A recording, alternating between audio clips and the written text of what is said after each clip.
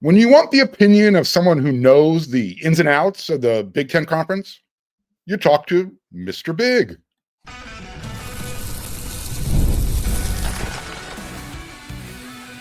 You are Locked On USC, your daily podcast on the USC Trojans, part of the Locked On Podcast Network, your team every day. Hey, fight on, everyone. I'm your host, Mark Holkin, and thank you for making Locked On USC part of the Locked On Network, your first listen every day. Whether you're watching this show on YouTube, you know you can pick your platform. You can download this podcast, and however you watch it, wherever you listen to it, this show is always going to be free. Always going to appreciate your support. And this episode is brought to you by Monarch Money. Take control of your finances with Monarch Money. Use code LOCKEDONCollege at monarchmoney.com for 50% off your first year. So no, it's not Mr. Big from Sex and the City. It's not that guy. I'm talking about Craig Shemon, a.k.a. Mr. Big, the host of the Locked On Big Ten podcast and Big Ten Squad panel show. Craig, he's got that radio voice. You've probably heard it a gazillion times for ESPN, Fox Radio. He's been everywhere. He's been doing this thing for over 40 years. And today he's going to give us his impression of where USC is today, 1 year into the new conference. So in the first segment, Craig and I, we're going to talk about, what happened last year. Second segment, we're going to, kind of teach you a little bit about what everyone should anticipate on the offense and defense in year two. And third segment, we're just going to break down USC's schedule, tell you how many wins they get. Craig, welcome to the show, Mr. Big. Mark, thank you for having me. I did 10 years living in Los Angeles, so during the Pete Carroll era, so I'm somewhat familiar with the USC program, and looking forward to talking to you today. Cool. Me too. I've been looking forward to this as well. So I'm going to rip the Band-Aid off right now. You just mentioned you've seen USC when they're taking everybody's lunch money. You're familiar with what they can do. Yes. Lately, not so much. What happened last year in year one? What did USC learn about the Big Ten Conference? Well, first of all, it was a little bit more, punch in the mouth type of conference than say the Pac-12 was. Although, I'll go back to a great quote. In fact, I re-quoted it the other day from Dan Lanning at Oregon, talking about the four teams that came over. Right. He was asked, hey, how are you going to adjust to the Big Ten and their style of play? And he was very cocky and arrogant. Says, no, they're going to have to adjust to us. And lo and behold, they went undefeated. So he was right. It's a great quote. But yeah, it certainly is a physical conference, and you need to play defense. And that was the storyline for USC, for years. It's like Lincoln Riley, great offensive guy. Defense couldn't stop anybody. They were going to have to win, 45-40 every day. That's how we started. Things did get a little better last year, antonlynn coming over and all that. But I think that's the big takeaway from the season, and that the defense needs to keep getting better and better. And, all along, I got to tell you, I was thrilled that the four teams were coming over. I have a lot of Big Ten pride. I'm an Indiana grad. I grew up in Michigan. And I always brag with my friends, or get in arguments with my friends, the arrogant SEC people. They're like, they're the best. And I'm like, well, we're going to add these four teams to the teams that we already have that are pretty good. This is going to be pretty cool. So I was like, welcome with open arms to the Big Ten, to all four of those schools on the West Coast. Before I get to the next question, would you have preferred, and this is, I guess, personal preference, Oregon and Washington were teams 3 and 4. They tagged along with the LA market. But to me, the natural selection should have been Cal and Stanford. They fit the whole academic profile. Obviously, you keep that West Coast alliance for scheduling, for rivalry purposes. Were you surprised the direction that it actually ended up? I wondered if they would come as teams 5 and 6. I didn't know where, when this was happening, we didn't know where it was going to end. Right. And it does seem ridiculous that they're in the ACC now after all of this. So stupid. Yeah, it is crazy. You're right about one thing. The Big Ten likes to think of itself as an academic conference. You have to have certain academic qualifications to get in. And I think maybe Stanford and Cal, well, they clearly would have checked those boxes. But at the end of the day, money talks, and good competitive football talks even louder than academics. And so enter Oregon and Washington and say goodbye to Stanford and Cal. Right. And I think eventually this whole thing is going to come to an end when college football just turns into a giant 64, 65 team league. and everybody's scheduling from within anyway. So we're getting close to that. Well, anybody that listens to my podcast, no, I got a more detailed thought. I think ultimately the ACC TV deal unravels. They all scramble. Then the Big Ten's going to have no choice, or the Big 12's going to have no choice. And I think it's going to be everybody's up for grabs for the SEC and the Big Ten. I think those are your two super conferences. Maybe they go to 20, 24 teams. And it's going to be like an AFC, NFC, NFL style, and that's it. And if you're not in, you're irrelevant. I think that's where we're going to go probably maybe 5 years from now. We're on the same page. We're talking the same language. Absolutely. Yeah. Well, so USC lost a lot of games last year. They lost 6. And they were all close games, on the road. And Coach Riley kept saying after each one of those first few losses, we're close. We're close, a little bit of this, a little bit of that, yada, yada, yada. In your opinion, how close is USC to being back to the point that they're going to beat the teams they're supposed to beat? They should not have lost that game to Minnesota. Definitely should not have lost to Maryland. I can even throw Washington and make a semi-case for the game at Michigan as well. But how close is USC? I'll throw a big case in the Michigan game. That thing was won. My big problem with the Michigan game, if I remember correctly, is they decided to run the ball with Woody Marks up the middle, which is the strength of that Michigan defense. I thought they could have thrown the ball around the yard a little bit and had a big lead at the half and won the game that way, but they let Michigan hang around. They should have won that game. And, you got a chance of revenge because I believe the Wolverines are coming to the Coliseum this year. Yes, they are. Yeah. So, and that was just another example of a close game.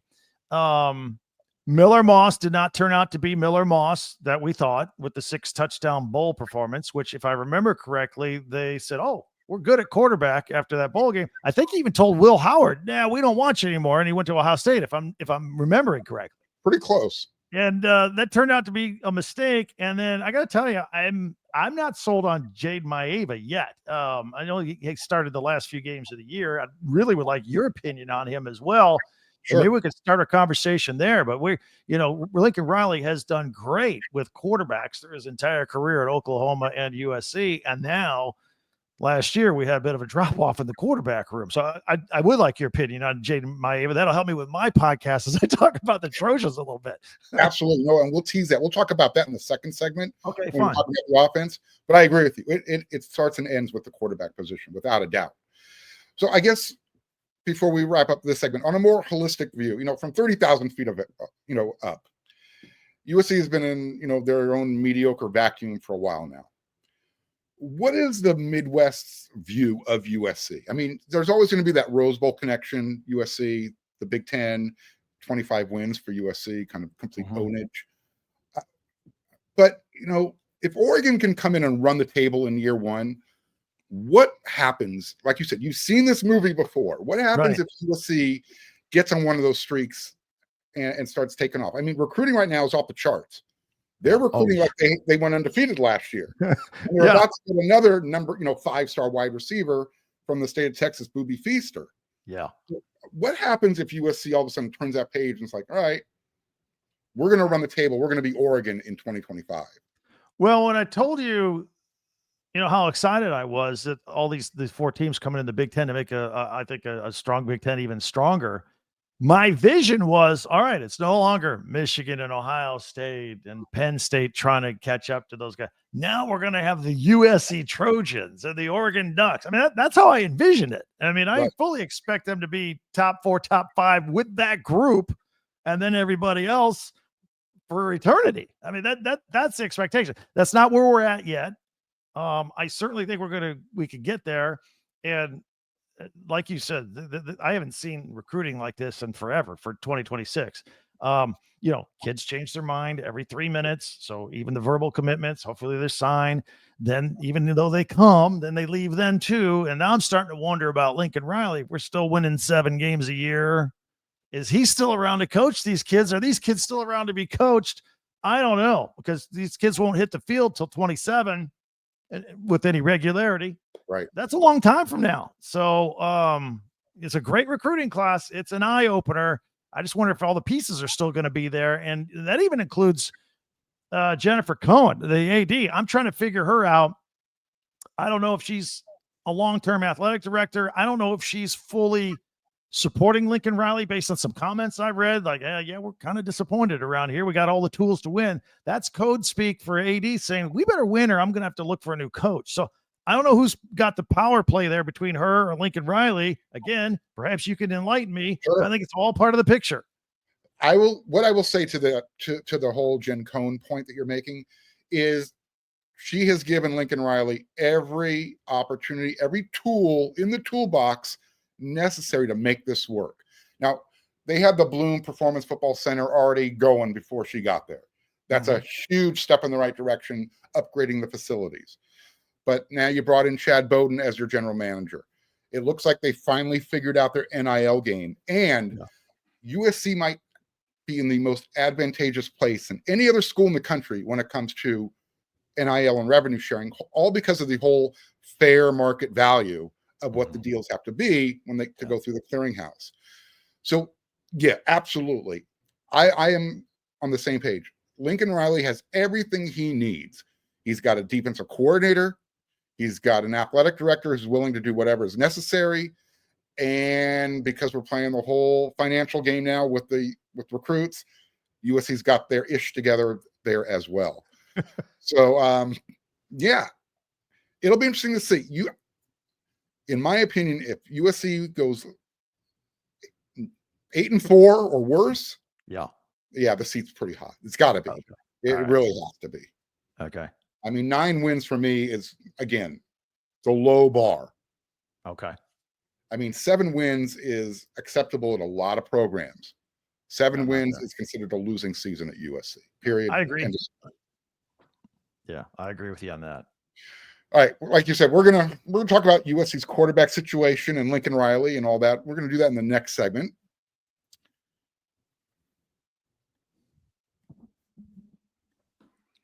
You ever wish managing your money felt a little easier? Well, you know what? With Monarch Money, it can be. Whether you're growing your savings, whether you're planning a big purchase, Monarch Money, it's going to put you in the driver's seat. It's like having your own personal CFO. It's giving you full visibility, total control over your finances. Monarch Money is more than just a budgeting app. It's a complete financial command center. You can track all of your accounts, all of your investments, all of your spending. You can do it all in one place. So in addition to managing your money, you know what else? You're building some wealth. My biggest challenge is managing my spending habits. Monarch Money makes it so much easier. If I can afford to own my own personal CFO, you know what? So can you. Take control of your finances with Monarch Money. Use code LOCKEDONCollege at monarchmoney.com. You're going to get 50% off your first year.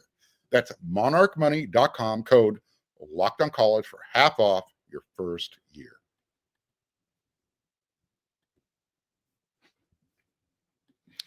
All right, Craig. So there were 3 pieces of last year's offense that I really liked about USC.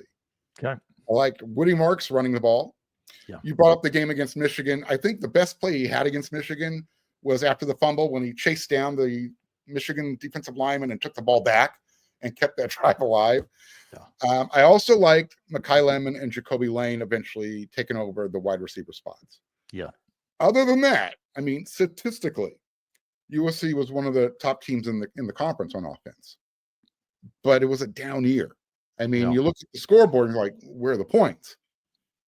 So before we get to the quarterback thing, do you think it comes down to, well, let's open it up here. Do you think it comes down to the quarterback play, or does Coach Riley need to, tailor the playbook for the quarterbacks he has on the roster, starting with Jaden Maiava? That's an interesting question because, I opened up earlier talking about that Michigan game. My big problem was Lincoln Riley's play calling. I don't think he used the weapons the right way. I put that on him because you're right. They did have the talent last year, I thought. And then, but maybe Maiava isn't that guy. But you know what? Here's what tells me he is that guy. I still give Lincoln Riley the benefit of the doubt when it comes to quarterbacks. And, I don't know how hard he tried to get anybody to transfer in. The fact that Jaden Maiava played a couple games at the end of the year and replaced Miller Moss, and he put his hands in the air and says, I can't do Miller Moss anymore. I can go with Maiava. And Maiava is still there. going into this year tells me that Lincoln Riley believes in this kid, even though I think he was about a 59% passer. So I think we got to give Lincoln Riley the benefit of the doubt that Maeva can be that guy. Don't you think? Without a doubt. So here was my thing last year with the whole quarterback situation. Miller Moss is not your typical Lincoln Riley type of quarterback. He doesn't have that athleticism, where you can rely on Miller's legs to, you can develop some running plays for him specifically, or he'll keep the play alive a la Caleb Williams. He's not that type of player. Nobody's Caleb Williams. Jaden Maeva, much bigger, more athletic. You saw him use his legs a little bit at UNLV as, in his redshirt freshman year. He came over to USC, and that's what you were anticipating when you put him in the game. That never happened. We found out after spring camp this year that Jaden was nursing an injury. So that's why they weren't using him as much. But then I thought back, I remember when he got in the game against Utah State, and he looked pretty Caleb Williams-esque. There didn't seem to be any injury there. Not saying he wasn't hurt. I'm just saying, to your point, yes, the play calling was a little peculiar at times. If you've got a quarterback like Jaden, where you can, put him in for a series, give the defense something to think about. Miller Moss is your typical pocket quarterback. When he's good, he's good. To your point about Jaden, he made some really odd decisions at times. If you can trim that fat, and that was the terminology Coach Riley used after spring this year. Jaden's ceiling is like way over here, way up here. You can't see it. His good is really good. But if you can trim the fat off his decision making, that's what it's going to come down to. So yes. Obviously, Coach thinks he can do it then, because and I thought that was really peculiar, or there was keying me in on something there. So he's back. So here we go. Well, you have him. Now, they did bring in Sam Heward out of the transfer portal. He's a former 5-star. Yeah. And then you also have the recruit who enrolled early, Husan Longstreet, who was committed to Texas A&M, decided to stay home, come to USC. So Lincoln Riley is never going to be bereft of quarterback talent. My question is, can he shape shift the system to fit the quarterback, or does he try and take that square peg and put him into the round hole?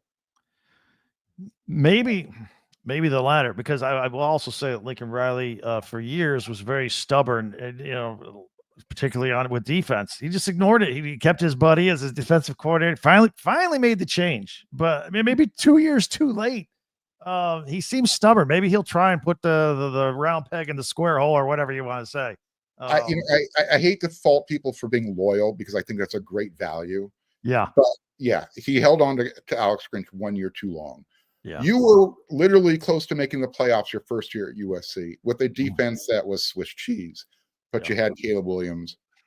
Unfortunately, he pulled his hamstring in the conference championship game. History was written.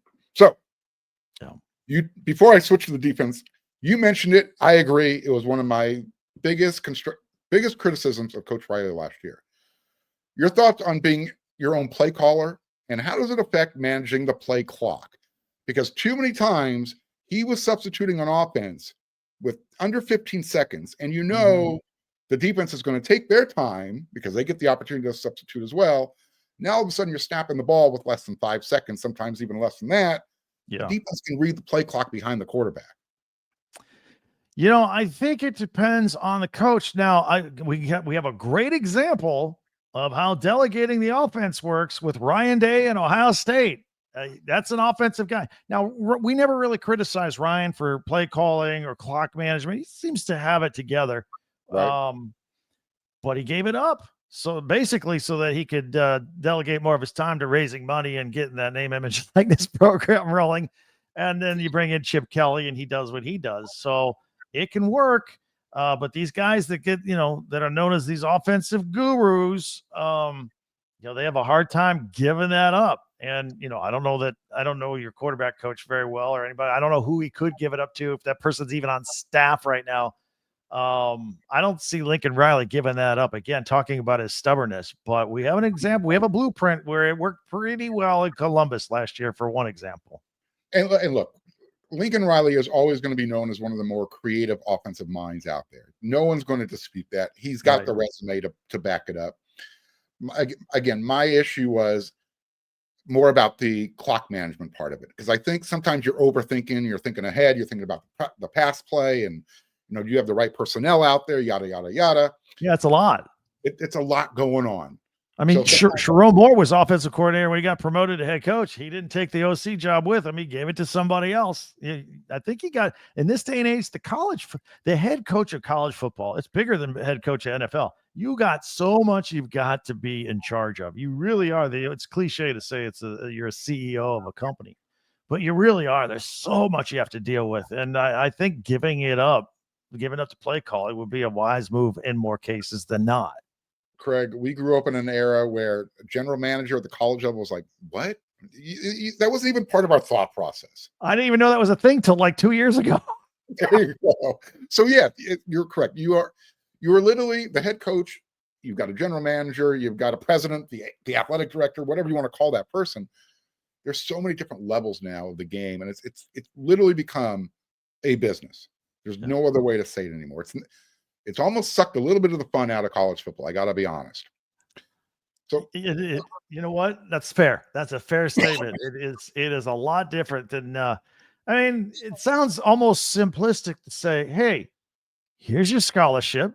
Now you can play for us. That's it. That's what it's all about. I mean, that seems that just hearing those words coming out of my mouth sounds so old timey. That's just the way it was. You've got 17-year-olds coming to college this year who are going to be making six figures on the revenue sharing.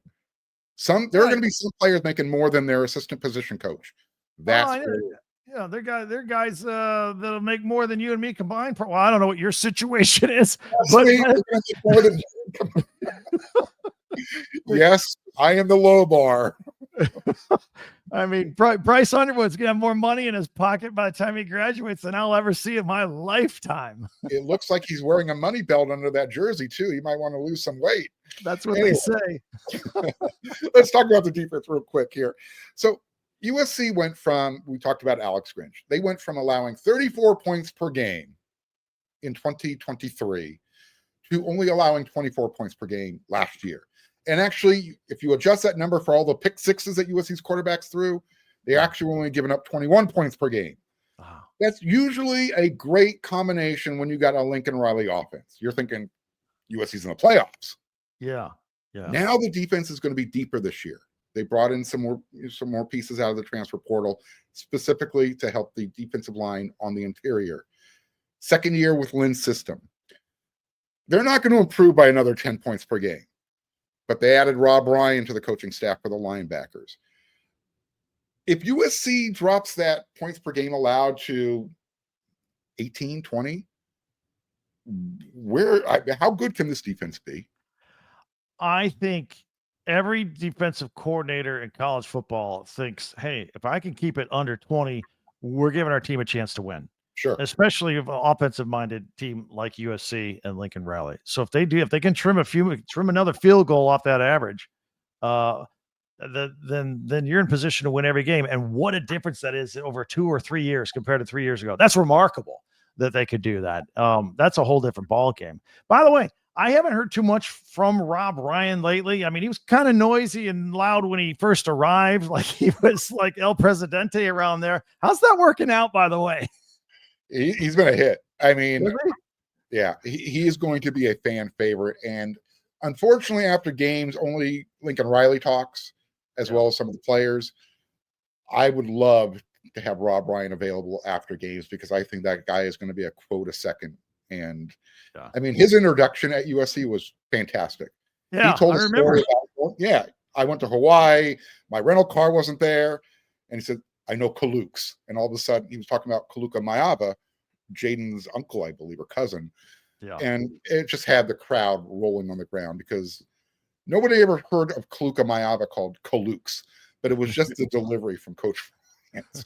And he looks like just like an overweight surf bum that should be hanging out in Hawaii anyways. Yeah, he just fits the. That's great. All right, last question on defense before we get into the third segment.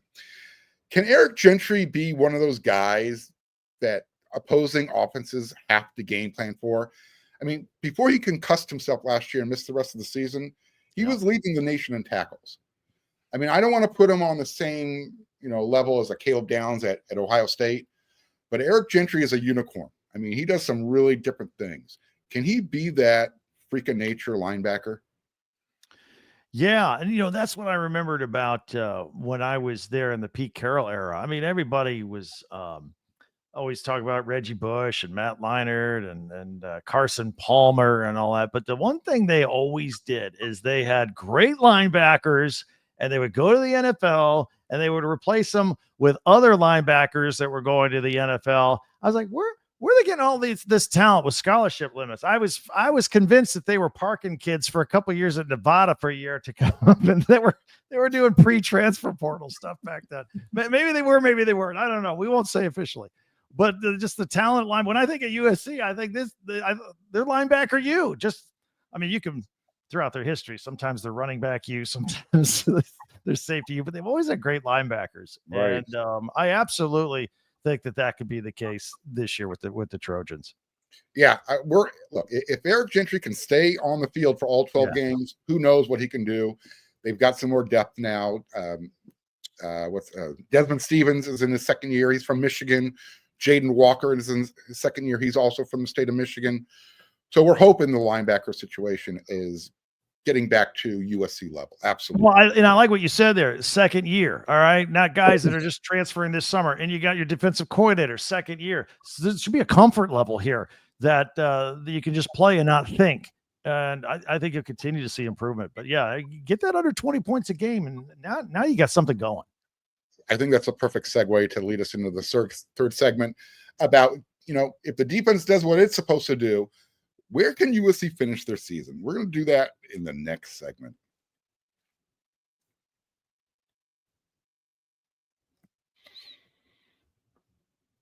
All right, we're going to go a little bit overtime here. I don't care. I'm having a great time with this conversation. I think USC fans are going to enjoy this as well. So, Craig, USC opens up with Missouri State, Georgia Southern, welcome home Clay Helton, and then they hit the road at Purdue. USC better be 3-0, or Coach Riley's he's gonna feel the heat without a doubt. I'd say 4-0 because Michigan State's after that too, right? So absolutely sets up for a 4-0 start. So here's my question though: do they have to win those games in convincing manner, especially that road game at Purdue, only because of, or do they just need to win on the road because of what happened last year? I wouldn't worry about Purdue one iota. I was just looking at them earlier because this is a team that won one game last year. They got Maccabee, their running back is back. Their starting quarterback was their backup last year. He had one good game. Everybody else is new. They got like 9 transfer player starters on both sides of the ball, and that's going to take a minute to get going. So absolutely you win. Now I always do get nervous if a team like USC goes out to Purdue and they win 24-12 or 10, they should blow them out, even more than that. And if it's a close game, semi-close, then you go, man, maybe we're not as good as we thought we were. So yeah, I think they should blow the doors off of Purdue in week 3. Absolutely. I agree. USC, all 3 of those games should be convincing wins, at least by 3 touchdowns each, minimum. Yeah, minimum. I'm with you. You. So you brought up Michigan State. Yes, Jonathan Smith, he's still doing the rebuilding thing there. Mm-hmm. I actually see that kind of as a trap game, though, only because the following week they head up to Champaign to take on Illinois. Yeah. Is USC looking ahead? Because if USC is 4-0, now you got the potential couple of top 10 or close to top 10 teams matching up, depending on how good USC looks in those first 3 or 4 games. Well, I think we got a whole bunch of intertwining look ahead situations here. So after Michigan State, they go to Illinois, a team that we got to remind everybody, they won 10 games last year. They got their quarterback back in Luke Altmaier. Illinois has Indiana the week before. Could be a classic letdown spot, because I think when you're looking at just Indiana and Illinois, I think those 2 teams, their whole seasons, whether they have great seasons or good seasons, I think they'll both have good seasons. But if they have a great season or good season, all going to pivot on that game between those 2. That's going to be an emotional game. They're going to spend a lot of energy on that. So just something to throw out there to think about it. Yeah, USC's going on the road for that, but Illinois might be mentally wiped out for that one. And then I believe you've got a bye before Michigan, which I know you're going to be looking ahead on that one too. So there's a lot of this going on here at that point of the schedule. I agree with you. So assuming USC's 5-0, they come home, they win it in Champaign, Illinois. Now you said they got Michigan home. That's a revenge type of game. You said, and I agree with you, USC should not have lost that game. Yeah. Now you're 6-0. Now you're heading in the right direction. Two-part question. Speaking USC's of look-ahead games. USC's at Notre Dame. Yeah. We know they're playing at Notre Dame. Yeah. What are your thoughts on the potential rivalry taking a sabbatical? Because I am so dead set against this. I am not a fan. And I know this question is going to come up at the Big Ten Media Days in a few weeks. Yeah.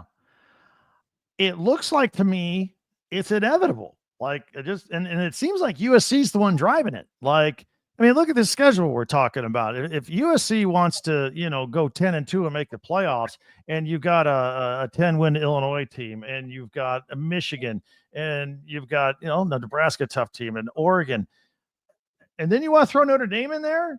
Look, I think USC wants out of it, or, at least Jennifer Cohen seems to. Maybe Lincoln Riley does. I don't know. Traditionalists like you and me, they've been watching these games and watching tradition after tradition go by the wayside. Yeah, it stinks. I'm one of my good friends is Mike Lamb. He played for USC or back in the. Well, he was. I think he was in the 80s. But yeah, okay. I'm thinking. Yes, yeah. I'm sorry. You're right. I'm trying to think who was your quarterback then playing with the Vikings, and then. And it was right at the Marcus Allen was like a senior. Salisbury. Yeah, he was a Salisbury on that group. So he was just telling me a couple of weeks ago that he says the most vivid memories of his college career are still putting the knuckles down in the grass at Notre Dame or against them at USC, and every moment of those plays he remembers every one of them. He says is by far is the most important game. Forget about UCLA. Forget about Rose Bowl games. I remember the Notre Dame games. That was it. We got to continue this series.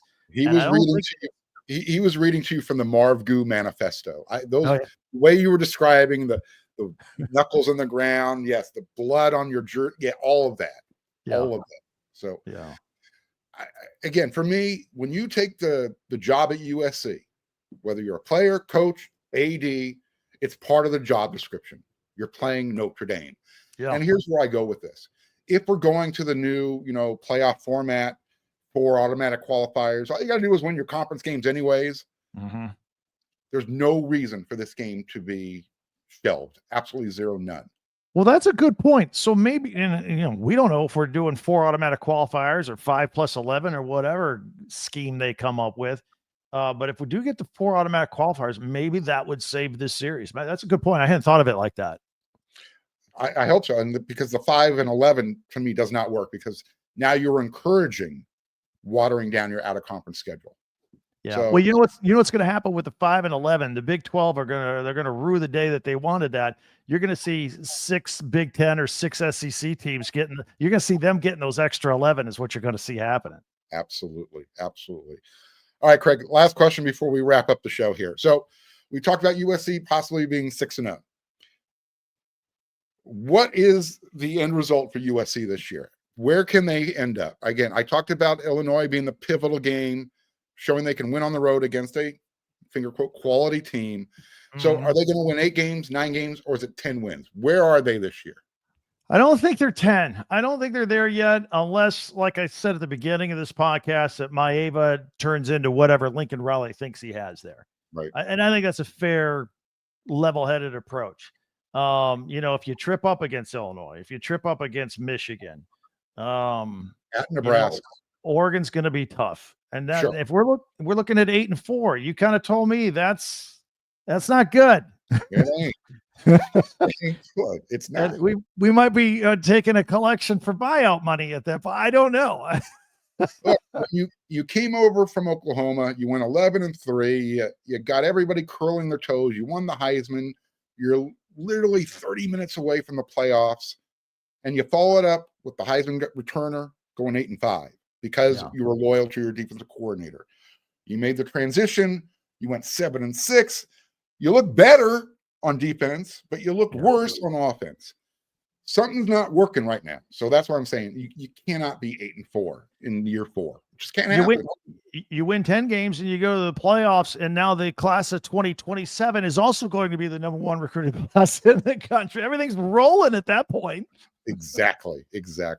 That's why I said if USC actually gets everything heading in the right direction, everyone on the same page, to use what you talked about, the Dane Lanning quote, when USC is being USC, the SEC knows what happens. The Big Ten knows what happens. Everybody in college football knows what happens. USC has some unique advantages. Location. Yeah. And they've got money behind them too. So if you're a USC fan, you're saying, let's see it happen. If you're everybody else, you're saying, let's keep USC down. That's right. You're absolutely right. Craig, I cannot tell you enough how much fun this has been. I wish we could do this for an hour and a half, but we've got regulations Locked On wants us to stick with. Hopefully we can do this again. I'd love to have you come on the show. We'll catch up during the season, kind of see where USC's at. And again, thank you so much for doing this. It's been a pleasure. My pleasure. Tell everybody where they can find you. I'm sorry. Oh, well, Locked On Big Ten on the Locked On Network. We're there every day, and just like you, all the great work you do at Locked On USC. So I have a blast. I think this is the greatest side gig I've ever had. You're still doing the radio stuff too, right? I'm still doing a 4-hour radio show every day. But, where can people find you on the radio right now? ESPN Southwest Florida in Naples, Fort Myers, all that Southwest Florida. So your second favorite team after Indiana is Miami, or who? For college? Sure.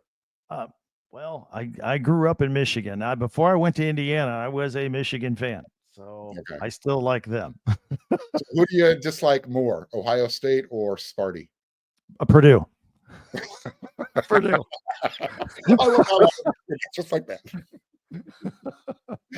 Craig, I have family that went to Purdue. It gets ugly around here. I'll have to come to one of those Thanksgiving dinners one time. All right. Craig, thanks again for doing this. We'll do it again soon. Until then, everyone, Locked On USC. We'll be back again with another episode tomorrow. I'll have my Friday rant. Until then, everyone, you know what to do. And don't forget, when you're done with the Locked On Network, head over to the wersc.com. Check out all of our written content.